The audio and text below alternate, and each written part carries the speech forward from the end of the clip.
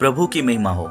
जय मसीह की मेरे प्रिय भाई बहनों, हम बाइबल की पुस्तक से देखेंगे सांसारिक आशीषों के बारे में कि क्या परमेश्वर संसार में सांसारिक आशीषें नहीं देता। जी हाँ मेरे प्रियो, ये प्रश्न कई लोगों के मन में रहता है और जैसा कि आप हमारे YouTube चैनल पर देख सकते हैं, स्वर्गीय और आत्मिक आशीषों का ही प्रचार आपको देखने और सुनने को मिलेगा। इसके विपरीत आपको सांसारिक आशीषों के बारे में देखने और सुनने को नहीं मिलेगा। तो ऐसा ही प्रश्न कई लोगों के मन में रहता है और ये कहा जाता है कि क्या परमेश्वर इस धरती पर अपने लोगों को संसार में सांसारिक आशीषें नहीं देता। तो मेरे प्रियो, इसका जवाब है हाँ, देता है, वरन बिना किसी देरी के और बिना किसी कमी के वो बहुत तायत से देता है। तो फिर क्यों, सवाल उठता है कि तो फिर क्यों हम यह प्रचार नहीं करते। मैं आपको बताना चाहता हूँ, क्योंकि प्रभु ने और चेलों ने जो प्रचार किया वही हम करते हैं। क्योंकि प्रभु ने हमें वस्तुओं पर आशीष और सच्ची आशीष में क्या अंतर है समझा दिया है। क्योंकि प्रभु ने कहा, यूहन्ना 8 अध्याय उसका 31 और 32 वचन, यीशु मसीह क्या कहते हैं, यदि तुम मेरे वचन में बने रहोगे तो सचमुच मेरे चेले ठहरोगे और सत्य को जानोगे और सत्य तुम्हें स्वतंत्र करेगा। बड़े ध्यान से मेरे प्रियो, यहाँ यीशु क्या कहते हैं, सत्य को जानोगे और सत्य तुम्हें स्वतंत्र करेगा। और जब अब हमने सत्य को जान लिया है तो सत्य को जानकर हम भ्रम का प्रचार कैसे कर सकते हैं। नए नियम में हम देखते हैं कि ना तो प्रभु ने, ना ही प्रेरितों ने और ना ही किसी चेले ने सांसारिक आशीषों की बात की, और ना सुसमाचारों में, ना प्रेरितों के कार्य में, ना किसी पत्री में और ना प्रकाशित वाक्य में। मेरे प्रियो, बाइबल में 2 भाग हैं, पुराना नियम और नया नियम, जिसमें हम देखते हैं कि पुराने नियम में किसी भी सांसारिक वस्तुओं पर आशीष के विषय में लिखा हुआ है।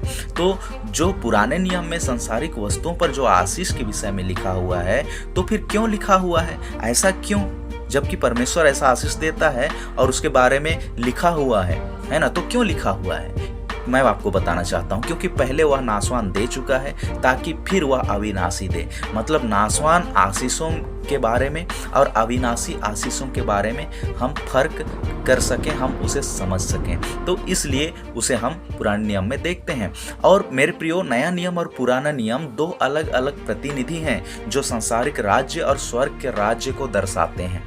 मेरे प्रियो, नया नियम हमें बताता है कि जो राज्य है और जो प्रतिज्ञाएं हैं परमेश्वर ने जो की हैं वो सांसारिक नहीं वरन स्वर्गीय और आत्मिक हैं। और पुराने नियम की जो प्रतिज्ञाएं हैं, जो आशीषें हैं, वो नासवान है, उसे हम देख पाते हैं। पुराने नियम के आशीषों को हम नासवान आशीषों के रूप में देख सकते हैं। जो भी वस्तुएं हैं वो नासवान है, लेकिन नए नियम की जो प्रतिज्ञाएं हैं और जो राज्य है वो आत्मिक और स्वर्गीय है और वो अविनाशी है। इस बात को हम देखते हैं। तो जो संसार और उसका जो राज्य जो नासवान है पुराने नियम के अनुसार, तो जो नासवान है क्योंकि इन प्रतिज्ञाओं को पूरा देखने के लिए कोई जीवित नहीं बचा। इसलिए हम कह सकते हैं कि पुराने नियम के का जो राज्य है, जो आशीषें हैं, वो नासवान है। तो इन जो प्रतिज्ञाएं पुराने नियम में की गई थी, हम जानते हैं कि उसे देखने के लिए कोई जीवित नहीं बचा, सब मर गए और राज्य भी छिन गया। ये हम देखते हैं। सारा वैभव और वैभवशाली और धनी जो लोग थे, जो समृद्ध थे, कोई जीवित नहीं बचा, सब मर गए। और परमेश्वर ने क्या कहा, निर्गमन 23 अध्याय 25 से 27 वचन में परमेश्वर ने कहा कि तेरी आयु मैं पूरी करूंगा। परमेश्वर ने ये नहीं कहा, यहाँ ये नहीं कहा कि यह नहीं परमेश्वर ने यहाँ यह नहीं कहा कि तेरी आयु अनंत होगी। परमेश्वर ने कहा मैं तेरी आयु पूरी करूंगा। जो भी आयु होगी, 30 साल, 50 साल, 100 साल, 120 साल, जो भी आयु होगी उसे मैं पूरी करूंगा। और पूरी करने के बदले भाई तेरा आशीष जो था, जो तेरी आयु थी, इतनी थी, पूरी हो गई, खत्म, कहानी खत्म। तो ये कैसी आशीष है, कैसा आशीष हुआ भाई? ये आशीष तो वो है जो अनंत अनंत होगी।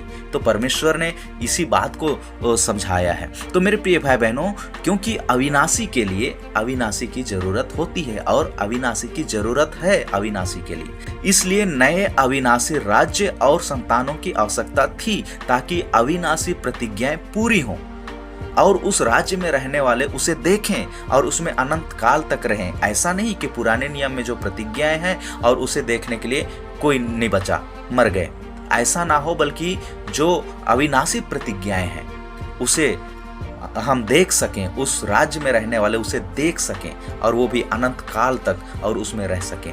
तो इस बात को हमें समझना होगा। तो नया नियम में हमें उस स्वर्ग के राज्य की अनंत आशीषों का सत्य हमको जानने को मिलता है जो कभी खत्म नहीं होगी, और वह आशीष और राज्य हमसे कोई छीन नहीं सकता।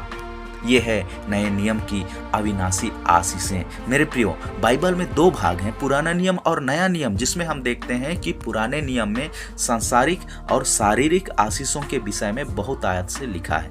आइए वचन से देखते हैं।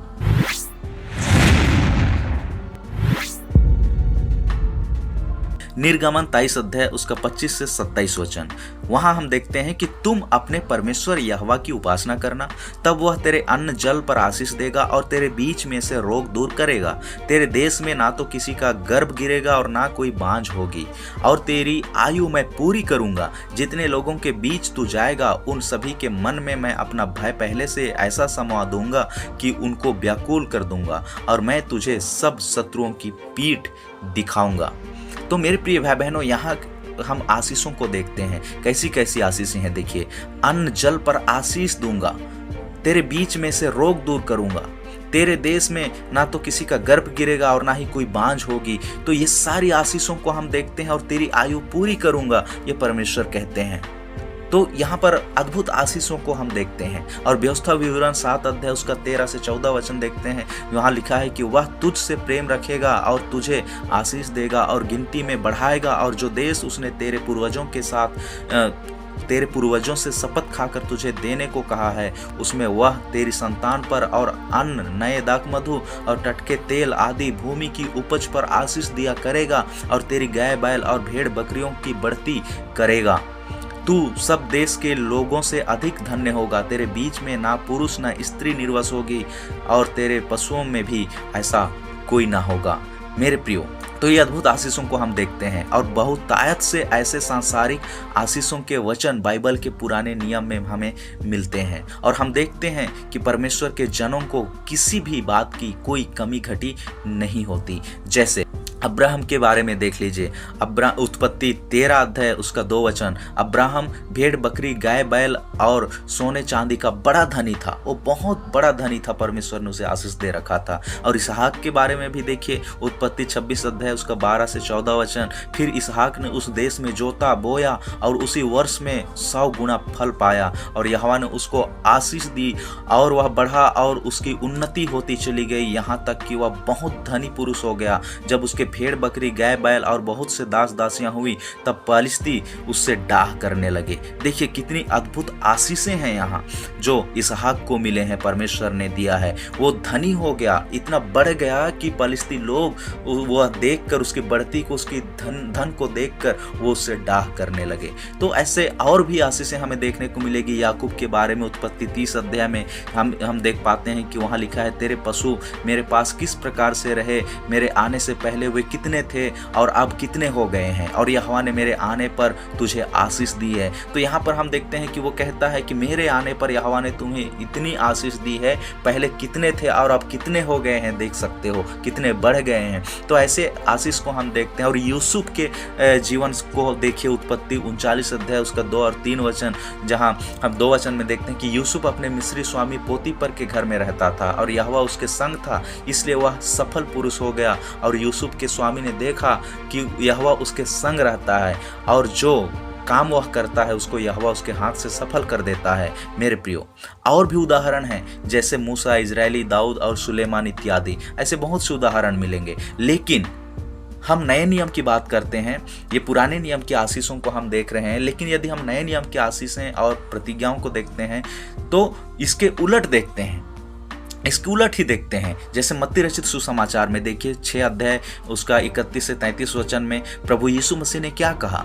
उसने कहा, इसलिए तुम चिंता करके यह ना कहना कि हम क्या खाएंगे या क्या पिएंगे या क्या पहनेंगे, क्योंकि अन्य जाति इन सब वस्तुओं की खोज में रहते हैं। बड़े ध्यान से मेरे प्रिय भाई बहनों, यीशु मसीह कह रहे हैं, और तुम्हारा स्वर्गीय पिता जानता है कि तुम्हें ये सब वस्तुएं चाहिए, वो जानता है। इसलिए पहले तुम क्या करो, परमेश्वर के राज्य और उसकी धार्मिकता की खोज करो, ये सब वस्तुएं तुम्हें मिल जाएंगी। हालेलुया।